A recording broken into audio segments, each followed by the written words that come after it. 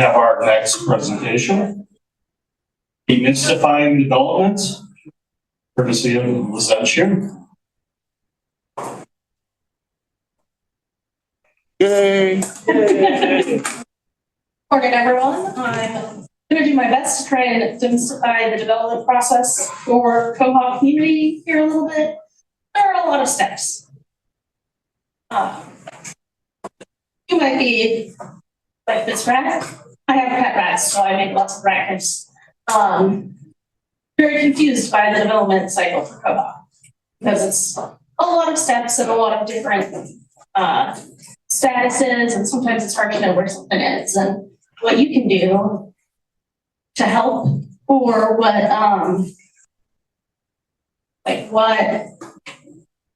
if something is coming soon that you're interested in, or if it's new, like where is it in the cycle kind of thing.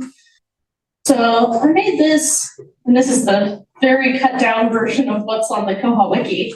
But basically, it starts with a bug or enhancement is reported on the Bugzilla.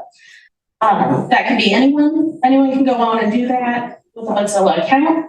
We have people who go and say, keep an eye on all of those to see if they're a duplicate of something, because sometimes when you're searching, what you're looking for doesn't come up because of the way it's worded. The bug wranglers have gotten pretty good about like trying to rename things if they're not going to come up in searches people are actually going to do. Like if they're too technical, they'll try and go in and update the summary so that it makes more sense in the search engine. And then there's lots of things that can happen, but generally for something to actually get developed, the developer writes or updates a patch. The update would be if it like got to a certain point and failed, or they just write it because it's a new thing. Then user tests, and so that's like sign off. Needs sign off or has been signed off. That means that it needs sign off, it's ready for testing. And again, anyone can do that on the Koha sandboxes, and we're going to walk through how to do that a little bit later, and also how to find bugs that you can test on the sandbox. Because some things are like, at the very least, really daunting to test on the sandbox. And some things you might go, I don't know if I can do that on the sandbox. So this will help narrow some of that down. If it fails, then it goes back to the developer needing to update the patch. And it could fail because it doesn't work how it should be according to the test plan or according to the description of the bug. It could fail because it just doesn't apply. Like if you go to apply it, sometimes something else has changed in the main Koha branch, and so it goes, oh wait, there's a problem. That's already different, and we don't want to overwrite this other bug that's been changed. So those are like the two main failure points.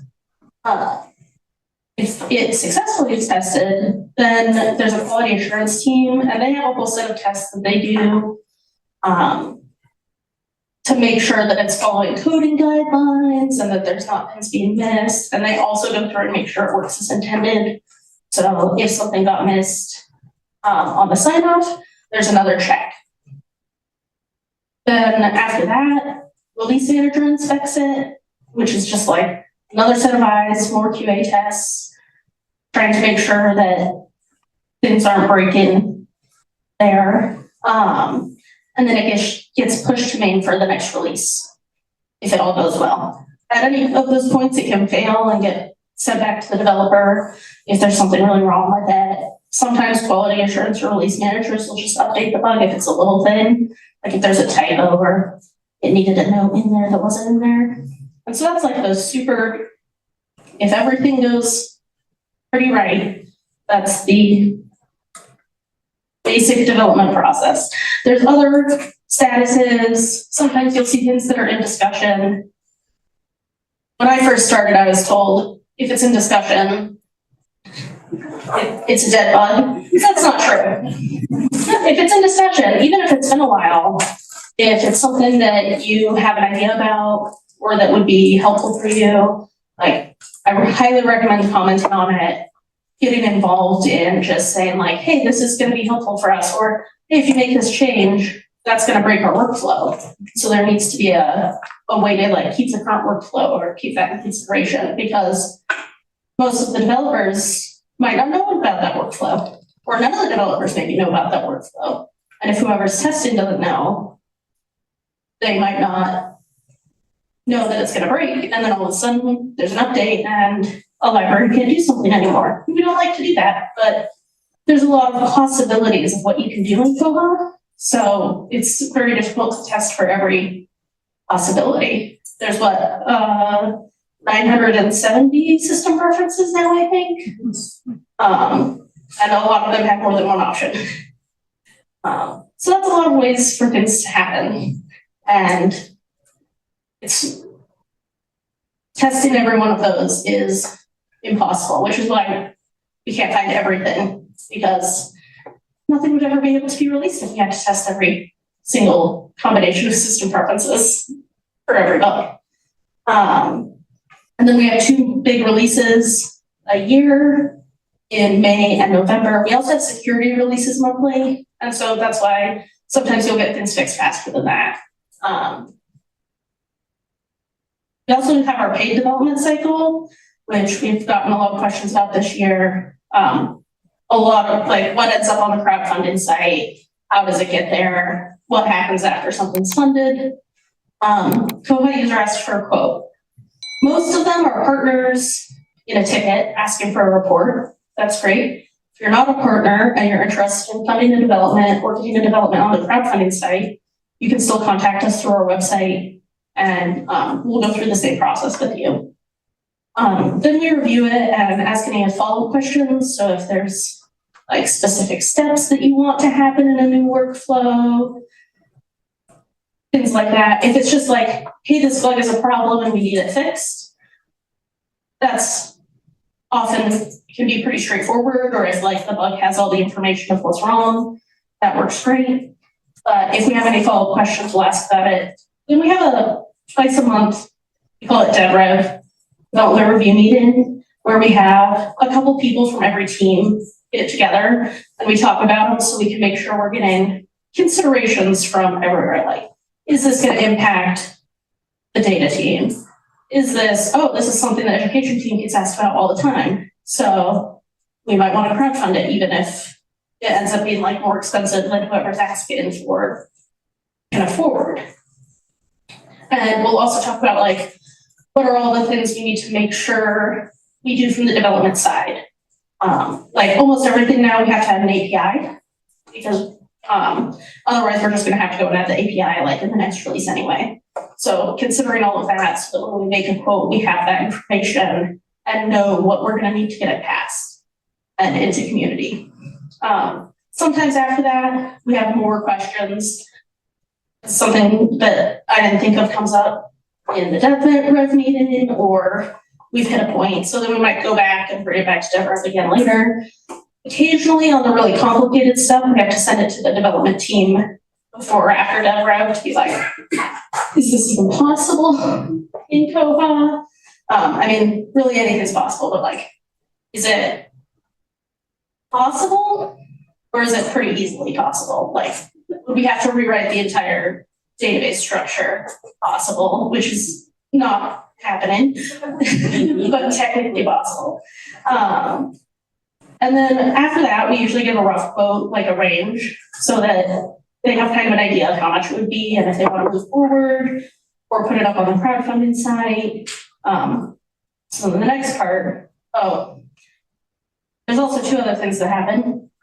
Sometimes when someone asks for a quote, sometimes it's already coming. Maybe it hasn't been in release notes yet because we're in between releases, but we know that it's coming.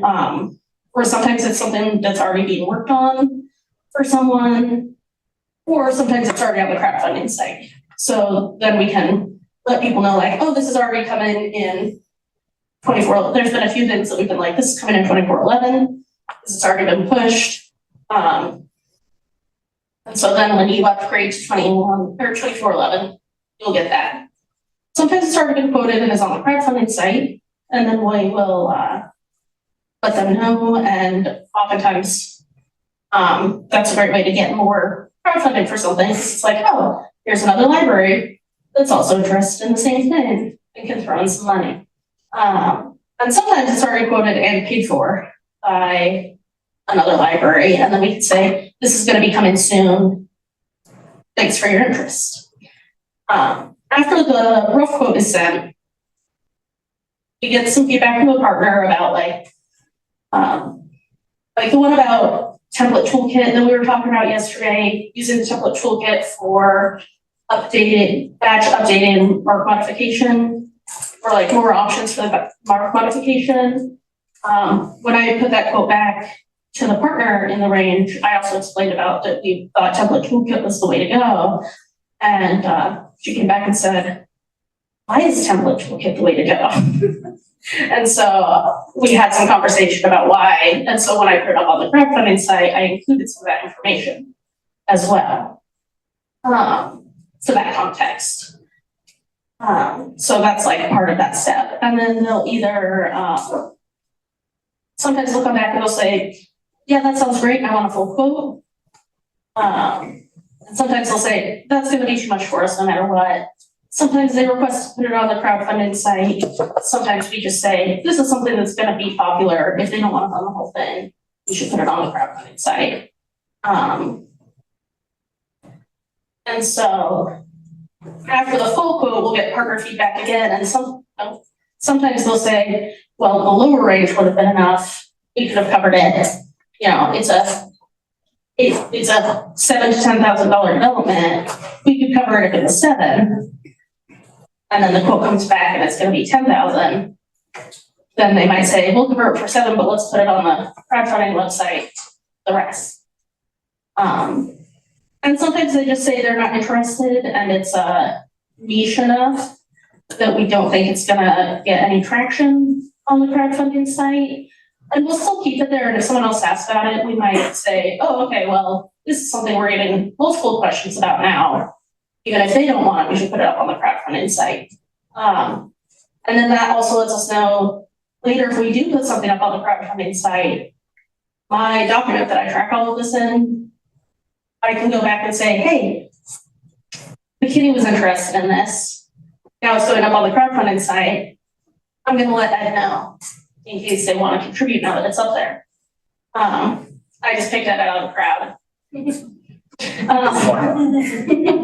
Once it's accepted, a full quote is accepted, we like send a contract, do billing, and then mostly you don't have to do anything else except we have partner acceptance testing. So once the developers have put something up on Bugzilla, I'll contact you and say, hey, this is ready for sign off, and talk to you about like, I can help sign off, or if it's something that's really complicated that you can't do in the sandboxes, we can do a meeting and walk through the process together, and then you can sign it off, just so we make sure that like, we're doing what we told you we'd do, that it's hitting all the steps that we talked about, because we want to make sure that we've got all that covered. And then that's like the neat sign off process in the community one from earlier. So that's kind of where that step is. How can I help with developments? Commenting on bugs is like the number one way, easy entry. You just have to sign up for an account on bugs.koha-community.org. Testing bugs also, which can be pretty intimidating, which is why we're going to walk through doing a couple today. You can also help with documentation. That's something that we have a documentation team. They meet monthly on Jitsi. They've got the schedule on the koha-community.org calendar. And that's a really great way to say like, oh, hey, I noticed that this was wrong in the manual. I'm going to go to documentation so I can learn how to fix that. Because that's like the other side of things, that our manual documentation is getting a lot better. Like they've been updating pictures and trying to make it more manageable, but there's a lot. And sometimes people aren't in a certain part of Koha enough to know that something's changed and the screenshot needs to be updated, or that new feature didn't get full documentation. So that's really helpful. participating in community discussions. You know, we've got the Mattermost that we talked about yesterday at chat.koha-community.org. You may be noticing a pattern in the URLs here. And that's a great way just people get on there and talk about, well, how do you do this in Koha? Or how do other people handle hotspots in Koha? Things like that. And there's also the mailing list. There's the koha-US mailing list, the international mailing list, and then there's also like documentation and development mailing lists from the international community. And also being at conferences like this, where we talk about different things. Like yesterday in the web dev SIG, during SIG speed dating, we talked about like some specific problems that people were having or specific questions they had and like what kinds of resources might help with that. And then the other thing is Koha testing Docker, which is like the next step after sandboxes for testing some of those more complicated bugs. And that's also something that we've been working on updating more so that it's easier to use, easier to set up, and can do a little bit more for the people doing testing. It's also where if you ever got into development, all of that gets done in Koha testing Docker, and it's got like the QA tools and everything as well. So for the sandboxes, these are the ByWater sandboxes. I'm going to go over some other places you can find sandboxes as well. But these are just like, they spin up instances of Koha for testing. And I spun up some yesterday because it takes a few minutes. It's got to download things. It's got to set things up. It takes usually about 5 minutes from when you say, I want a new one, to when it's ready to use. And so I set up a few for testing today because we're going to test 3 bugs, hopefully, during this time. It's like, well, that's a lot of bugs to test in 45 minutes. I picked a couple of them out already. And I provisioned them all in advance because of that 5-minute wait. But none of them have bugs applied yet. So you can see up here what Kelly did one that has the bug applied. That links to the bug. Because I did want to show that part of the process. So this one is 19037. We were talking about that yesterday.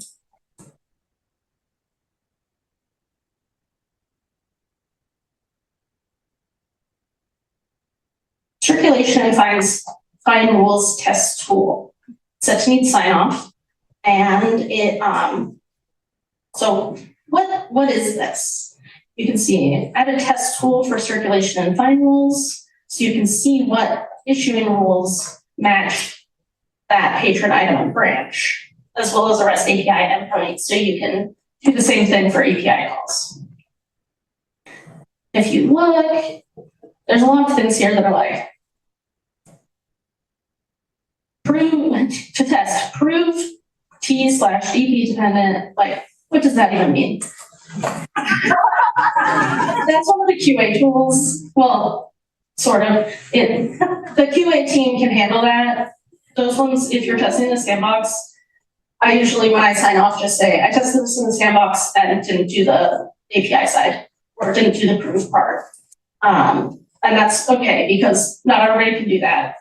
And a lot fewer bugs would be able to get signed off if everybody had to be able to do that. So you can do it in Koha testing Docker, but you can't do it in the sandboxes right now.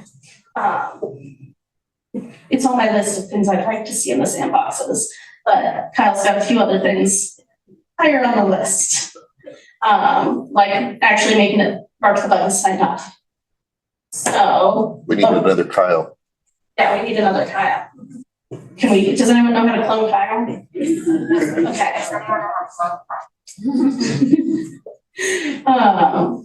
We just need to hook up some address for it. But we can test some of it on the staff side. So in the sandbox manager, over here on the actions, there's a few actions. Mostly these will be things that they'll say, like, hey, you need to restart, like, refresh the database might be part of the test plan. So a few of those are options here. But you can also just apply the patches, and you say, I want to apply the patches for 19037. Then it thinks for a minute.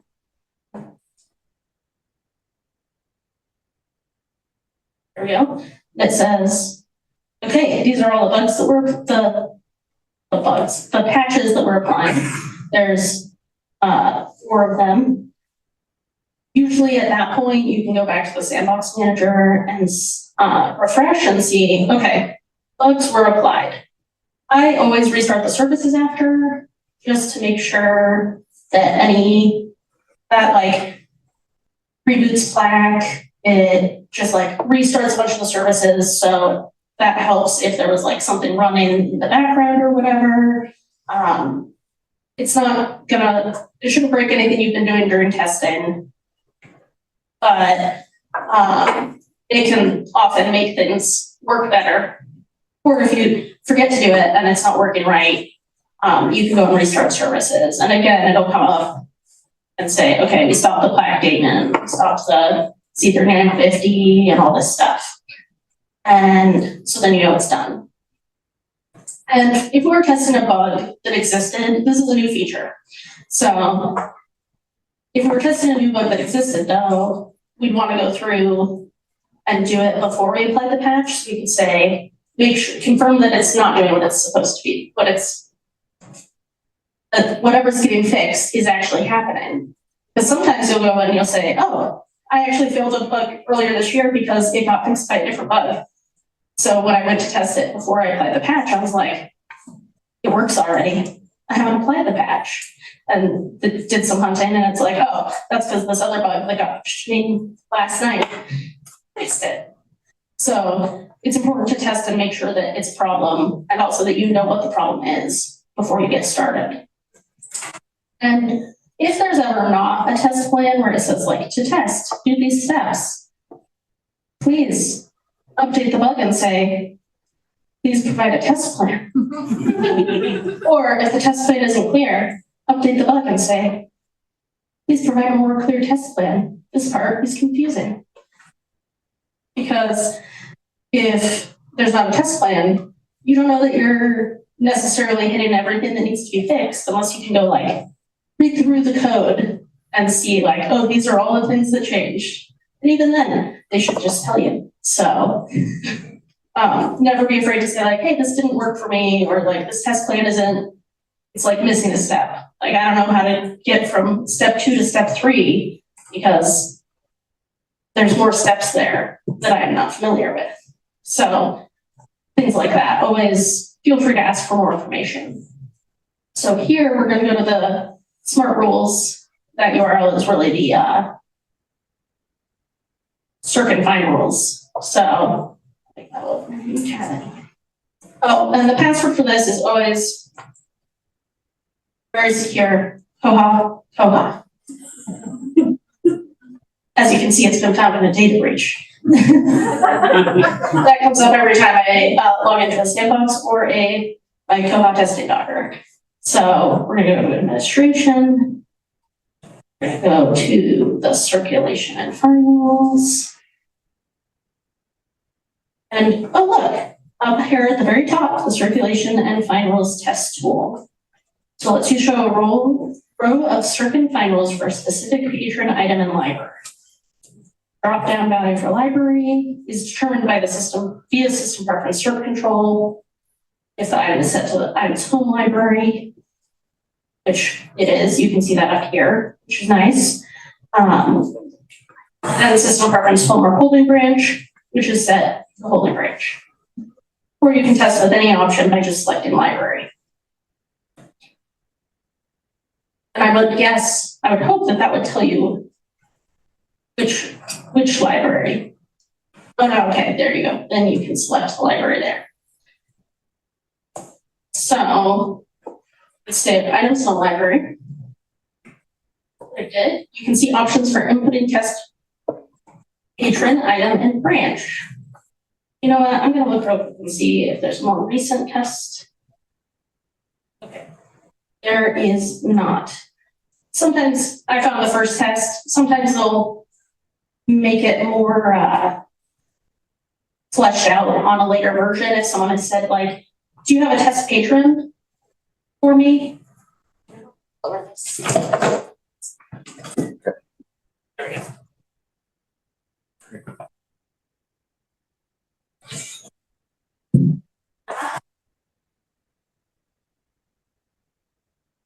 You can still hear it. Cool.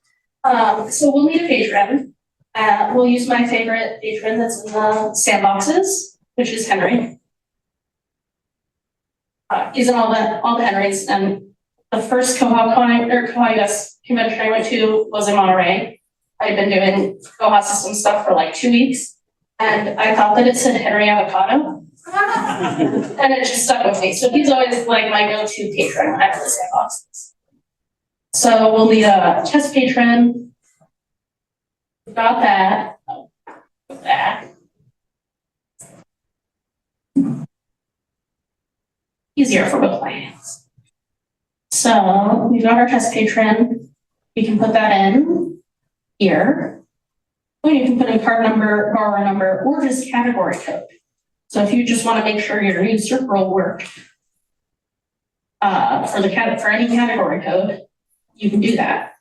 And then you can also do for item type. So I want to see what rule is going to come up for the items holding library computer files with this patron.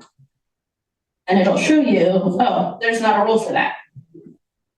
Which is nice, because then you know, okay, that's not going to work.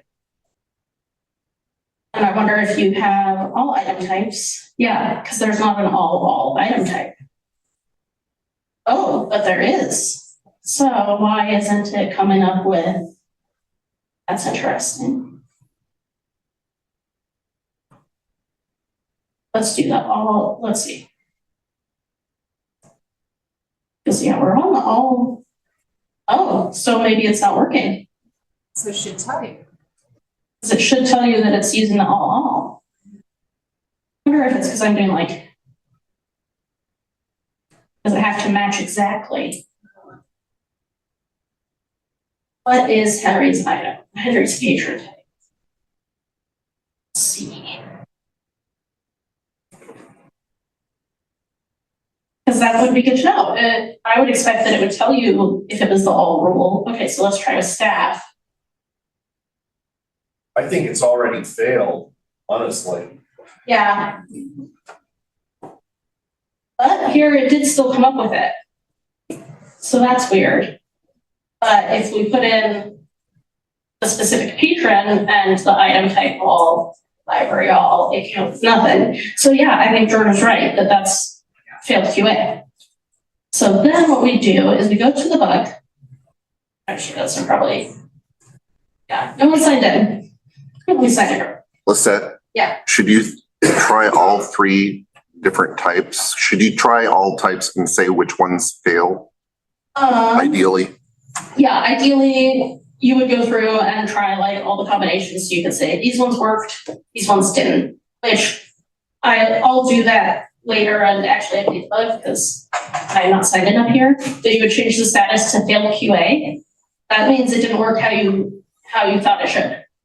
And sometimes they might come back and say, oh, well, the thing that you're failing is actually outside the scope of this bug. Did it work? Did everything else in the test plan work for you?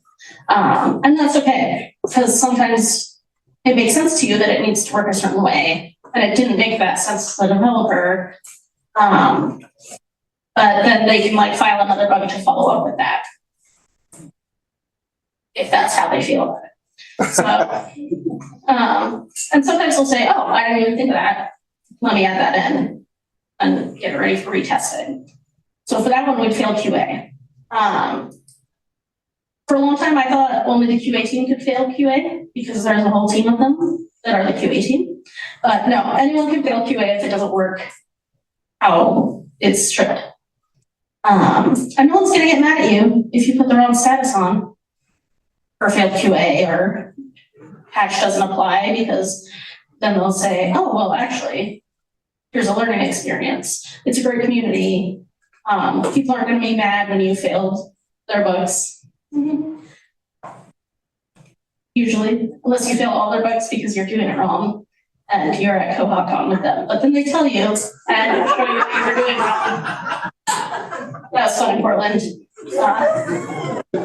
I failed like 5 bugs in a row from the same person, and he went, why are you failing all my bugs, Lisette? And it was because I wasn't restarting services. So that's part of why that's helpful. But it's okay. You can learn, and you can keep learning how to do more. So another bug that we were talking about yesterday during the web dev SIG. This one was Jason's. Jason brought this one up. So this one is a checkout limit for all libraries. Right now, if you have it set to follow items home library in the patron circumvent rules, and say the limit is 25 at patron's home library, 50 at this other items home library, they can check out 25 from their branch, 50 from the other branch. It doesn't say, oh, what's the total limit. It only does that if you're following the patron's home branch rules. So this one would make there's a test plan. So gotta update the update database script, which is part of applying the patch. So that's just something the sandbox does. And then we'll do the rebuild that we saw in the actions. But first we've got to apply it. 8137, 4-digit bug. That's pretty old. It's been around for a while. There's been a bunch of old bugs and fixes lately. So that's great. Things have been around for a long time getting fixed. Sometimes they're around for a long time because it's tricky to fix, or there's a lot of different ways it could be fixed, and the devs have to come to a consensus. So that doesn't always happen super fast.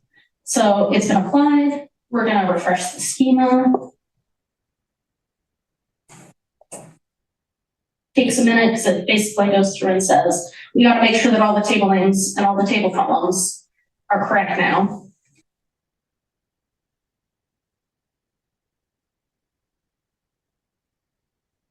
And once that loads, we'll we'll restart all. Then on the search page, there will be a new table for us. It's a small table. It's a really small table, Kelly, I know. I guess unless you changed it since the last time I checked, which was a little while ago, a month ago, last time that I tried to sign off this bug. Wow, rebuild DVIC is taking a while. That's what the command is called, and you can see up here in the line. I'll show you how to search Bugzilla while we wait for that to load, because that was one other thing that we need to do.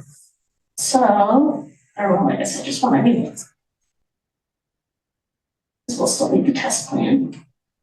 So in Bugzilla, there are, okay, let's minimize it. There are,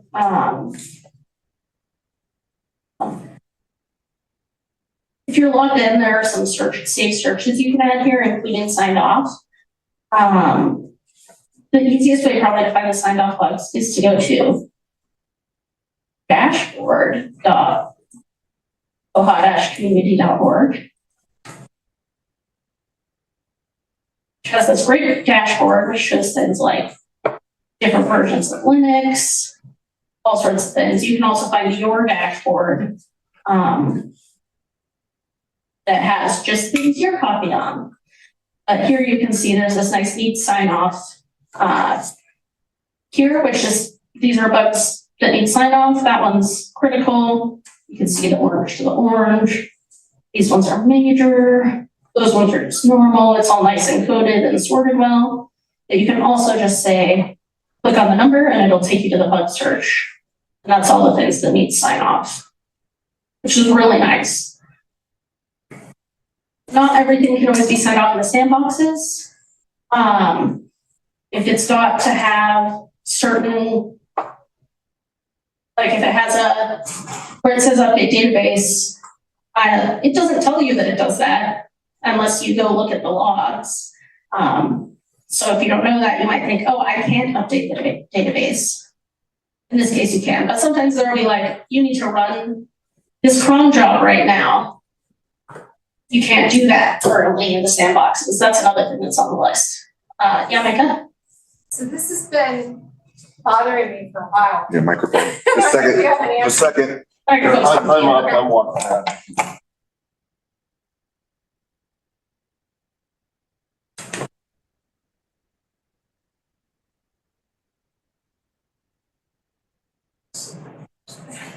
So the display, the settings on the display on the screen, you can't see it quite as well as I can see it on my computer screen.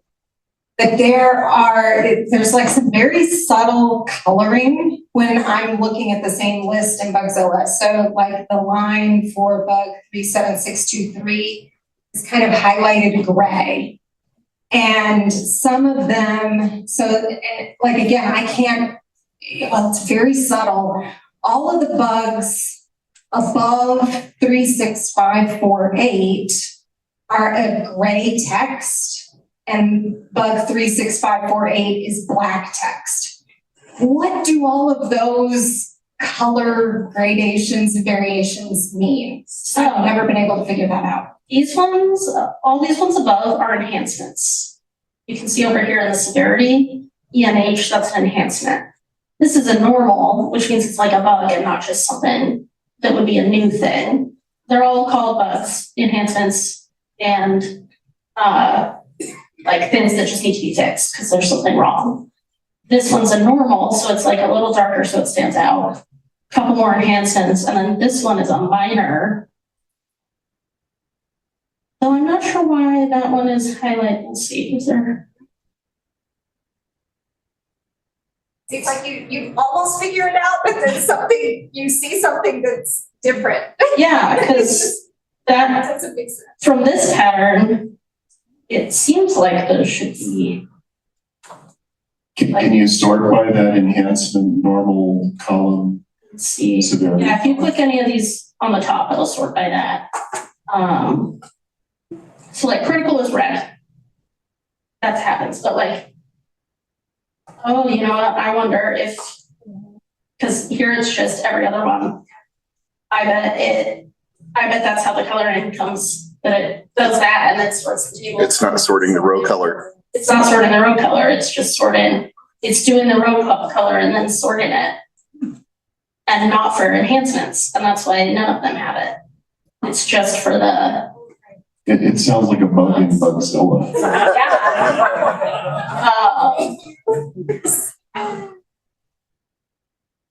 Okay, you mentioned something about update database, and that was something that I was getting stuck on when I was trying to sign off on a bug. It said to run the database update, and I didn't know what that meant or how to do that. Yeah, so let's see, actually, does this show? No, because that was the schema. So that actually gets run as part of.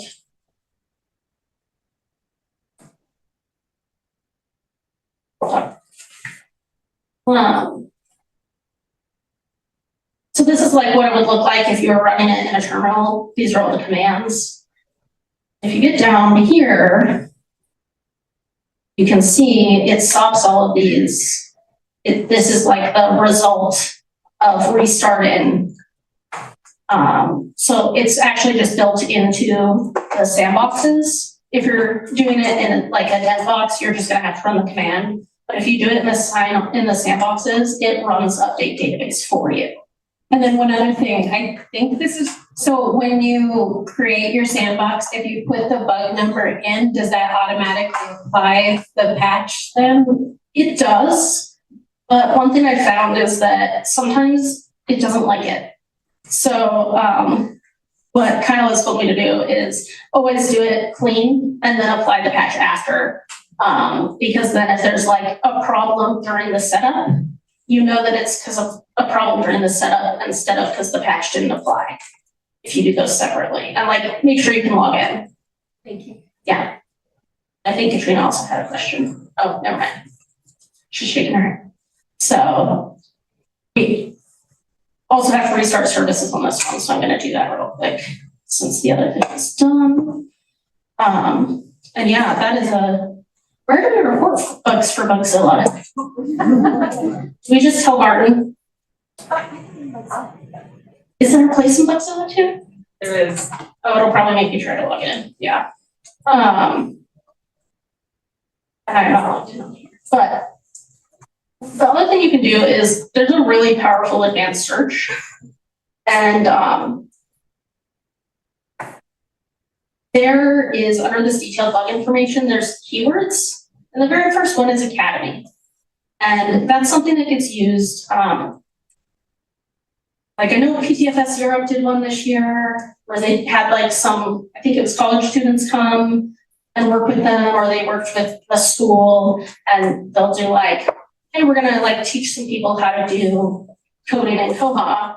And they'll go through and tag like, hey, these are some ones that like would be good for a new developer. Those usually can be tested in the sandbox. And usually have fairly short test plans. There's not always very many in there because a lot of times someone will go through and start taking things when they know that there's gonna be like an event where they're doing this. And so then you can see like, oh, there's a few. Improve breadcrumbs for patron lists. That probably has, like that just changed what the breadcrumbs look like. So it's a pretty easy sign off. Also for us. So that's a good way to like do a few that are usually pretty straightforward. So you can kind of like practice doing the sandboxes and getting comfortable with that before going into some of the more complicated ones. Okay, and it looks like bug 8137 is all done now, so we can test that one. Again, the super secure Koha, which is also, that's on the page when you're setting up a sandbox. So everything's looking good so far. Going to the circuit finals. And this one doesn't have the test tools because it's a different box. Now, we've got most recent test plan, global checkout limits.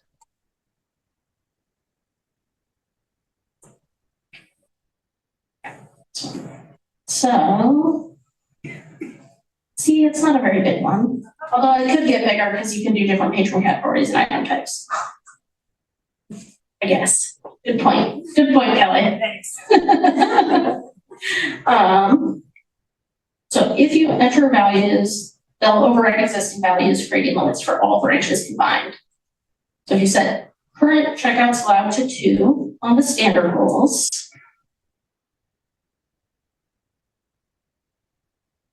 By standard, pretty sure that they meant this. Is that not set? That doesn't look right. Yeah, there's like the first 4 rows are missing. Or first 4 columns. No, you scroll down more. Oh, I scrolled down too far. Thank you. So we're gonna set 2 current checkouts allowed. Are there any other steps there? Set a global. Save that. That's saved properly. And we're going to set this global to 1.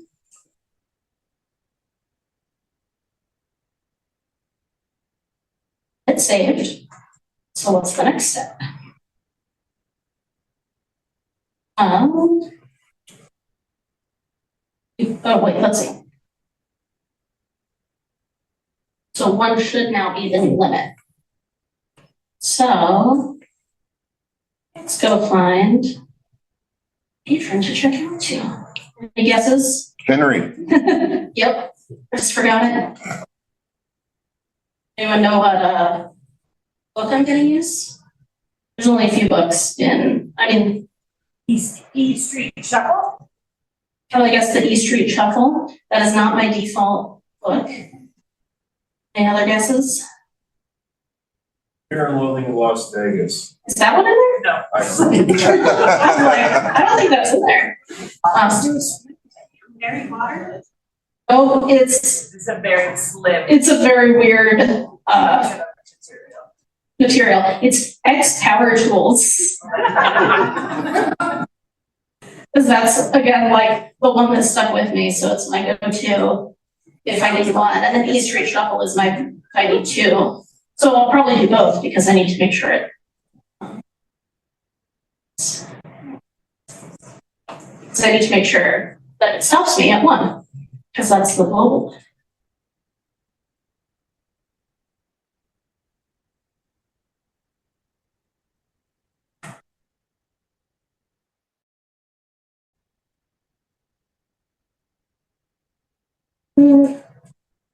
Back to Henry.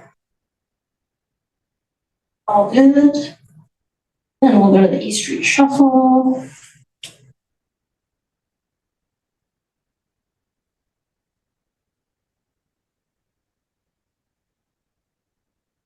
There's even multiple bits for the E Street Shuffle.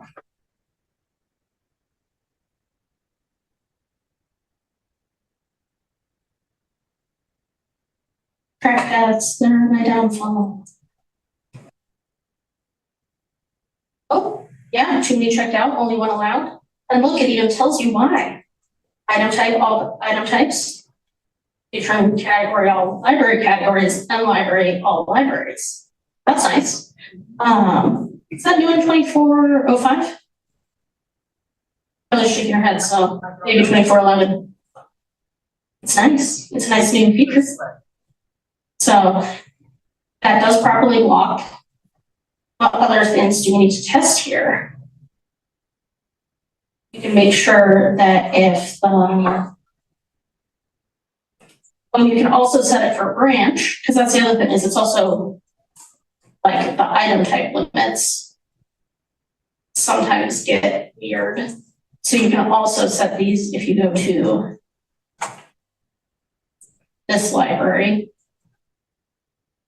Or, yeah, and set it for, no, that's, yeah, okay. Just slow this more. Okay. Then you could, if you wanted, set. In the wrong.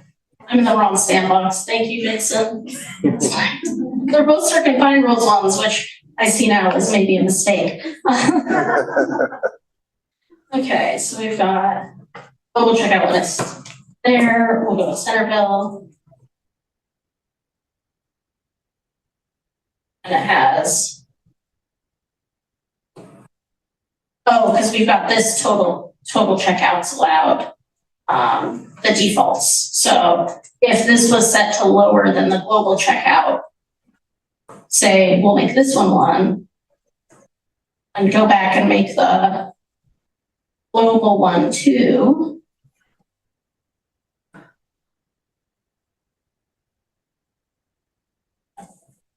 That's it. So the global's only showing up on the all page. Yes. The word global. Yeah, because it's for all libraries. Kelly asked, it only shows up on the one for all libraries. And the answer to that is yes. It's just gonna reload the patron. Make sure it's not trying to hold ones somehow. So, Would it be nice to have the global on every page to show them? And that's a scope, that's a creep. yeah, so I asked, would it be nice to have that on all the page and just show it, which is like scope creep. That's the thing where like, if we failed it for that, they'd say file a new bug. that's not good enough to fail it, because it's like outside the scope of the bug. Yeah, so it only shows there. And I wonder,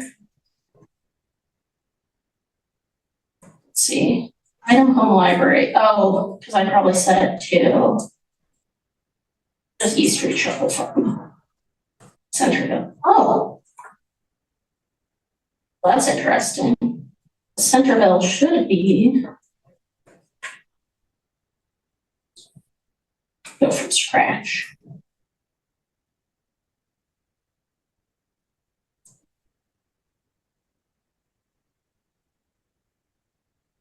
Oh.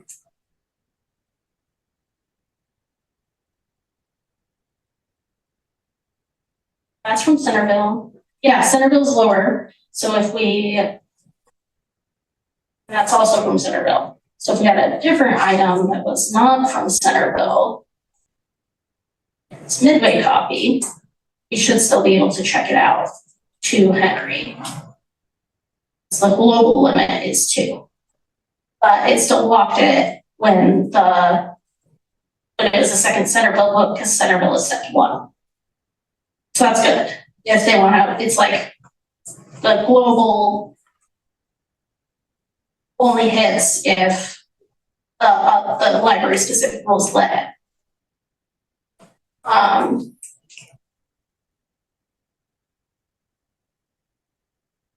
And yeah, on the specific, it should be shown as a reminder.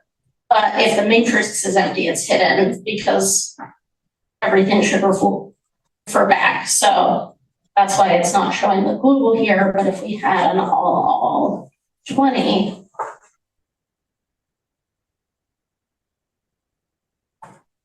then the global shows but isn't editable. So it does show Kelly, but only if rules exist. Nice. So Just finally. Mysterious. so then you can see that it's there. So that's one that we could sign off on. I was hoping to also test one that would fail QA or fail to apply, which just means it doesn't work. And sometimes the only time you can tell is by looking at the logs in the sandbox here. So like if you log on to Koha after applying something and it's not working, if you check the Git log, does that just tell you what the patches were? Tell you what the patches were. I always have to do a couple of these to find all the right logs for things, because everything's in different places.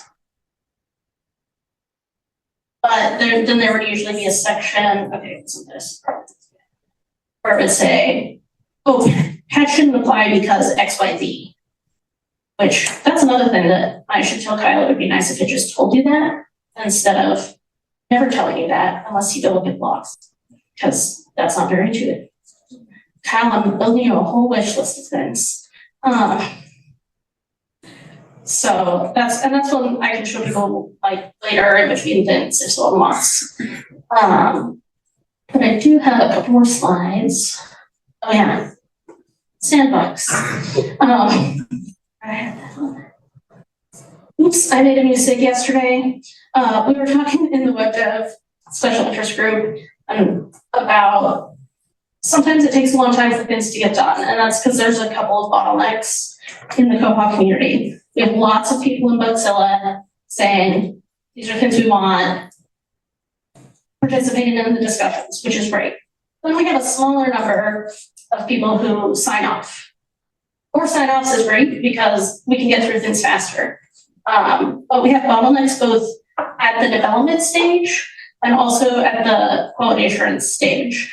And so those are both places where like we don't have, like there's a lot of open bugs because we don't have enough developers to develop all the open bugs at once.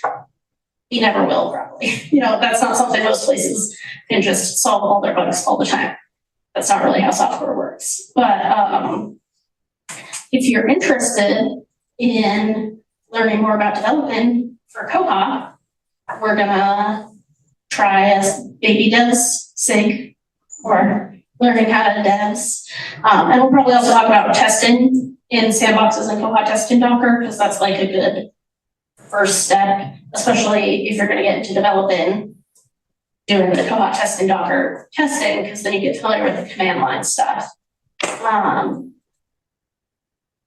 But also just testing the sandboxes. If that's something you'd be interested in, I'd like to set a first meeting before we leave this week. It doesn't have to be like what the regular meeting time's gonna be, but it would just be great to get something on the calendar so we can meet and talk about like when would be good and what our scope kind of is. So, oops. But I think it'll be really good because that's something, just more people who can do devs, especially if you've done any like custom template toolkit. Template toolkit is Perl. Koha's written in Perl. So like, it's intimidating for sure. But if you've done any custom template toolkit, like you're already partway there because you already like know kind of the basics of how the code works. And there's a lot of things that get used in the code that don't get used in template toolkit very often, if at all. But that's definitely like a good starting place if you think I could never be a developer. Yes, you can. You can always do, even if you're like not super comfortable with things, all the devs I've had pushed are typo fixes. Because that's what I started with, where there were just like a bunch of bugs that were like, hey, there's a typo fix here, or like for accessibility, we need to rename this link. Because right now it just says here, but it should say where it goes, things like that. Because that's a really good way to just get in and be like, I don't have to do any code. They already said exactly what I have to change. I just need to go find it, change it, and then push it to Bugzilla. Like that's a really good starting place. So talk to me if you're interested. I regret it. I put it in the wrong place. This testing time. So I was hoping to do a fail QA, a sign off, and fails to apply. We didn't get to the fails to apply, but we did the other two. We have lots of helpful resources. The koha-community.org Get Involved has a lot of links to other things that are helpful, the mailing list, the chat, all that stuff. Bugs.koha-community. There's a wiki page for the sandboxes, which also lists not just the ByWater ones, but BidLeave also has some, and PTFS Europe has some. The Koha testing Docker link, which has much better instructions than it did when they first started moving to Koha testing Docker. And Tomas has been making a lot of improvements on that this year to try and make it load easier and also easier to use and more helpful for people. And then the dashboard. And I have this QR code that I made in Koha in the cataloging tool. That's for this presentation, so you can have all those links if you want. Does anyone have any questions? Lisette. Yeah. So this hasn't been broadcast yet, but the education committee for Koha is actually working on a developer forum. Like hopefully later this year, depending on timing, it might be the beginning of next year, but we're shooting for the end of this year to do that. But basically that forum is to help bridge the gap and find out where we're lacking in understanding, where we're lacking with communication and tools, and how we can improve the gap between the developer and the librarian. So that is something that I will say for everybody to keep an eye out for. We're still in the planning phases of that, but we've had a ton of discussion on that in the education committee, and I would encourage, if you're going to start up this thing, to coordinate with us on that. Sounds good. Oh yeah, and these are tipsy owls because we have the hungry alligators in the notices and templates, and during the upgrade webinar, Barbara, awesome, named the template toolkit, which is like a bracket and the percent sign, that are at the edge of the template toolkit things, the Tipsy Owls, and I liked it so much that I made owls and stickers. I gave her a sticker yesterday. Anyone have any questions? There are two comments online, both from very early on. One says, Lisette, you're so cool, and the other one said, Lisette equals coolness.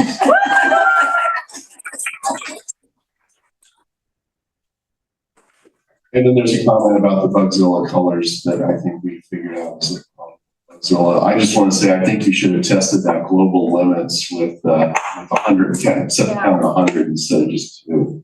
That we would have been here forever. I know. There's not even that many books. Yeah, but there's probably not that many books in the test site. I have another question.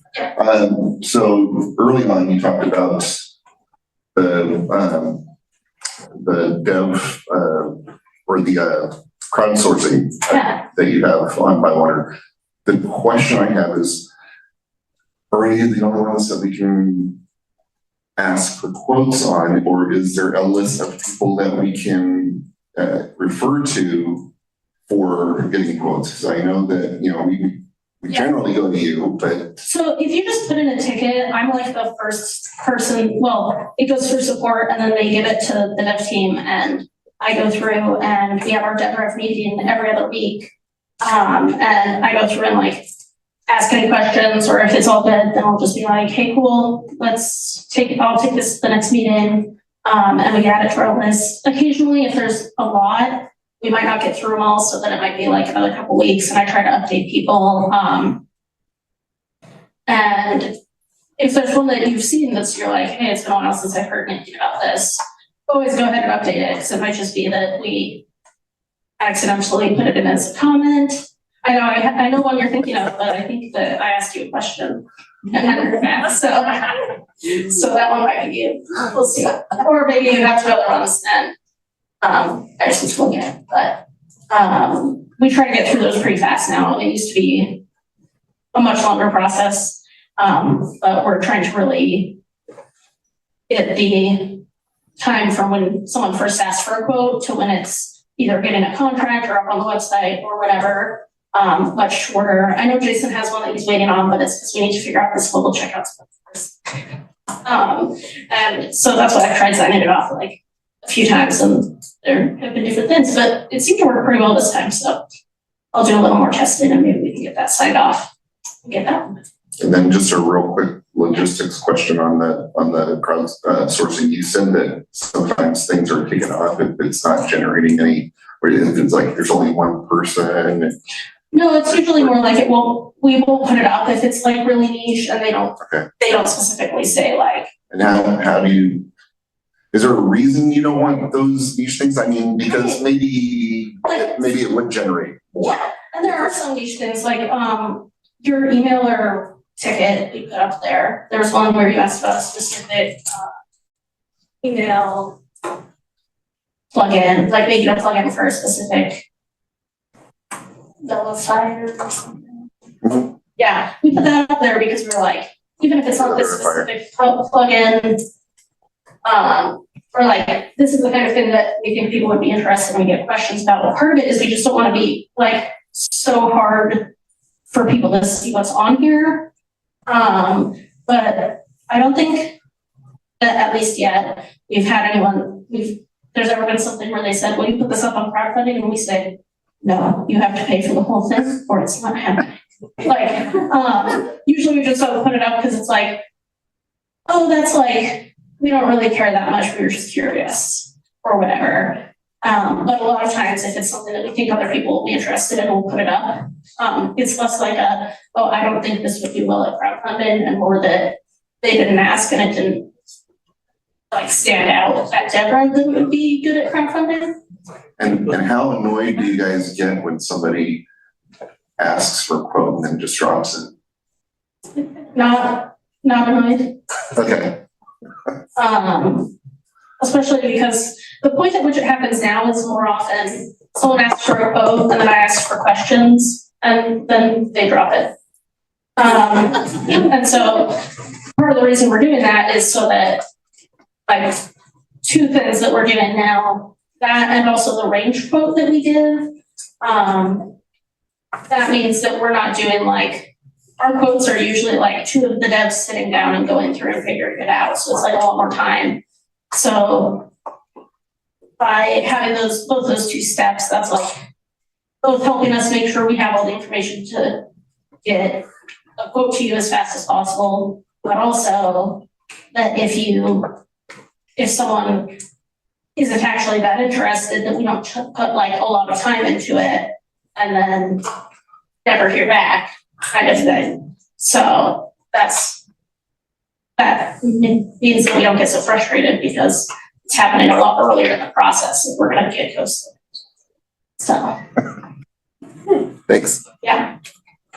Hey, Lisette.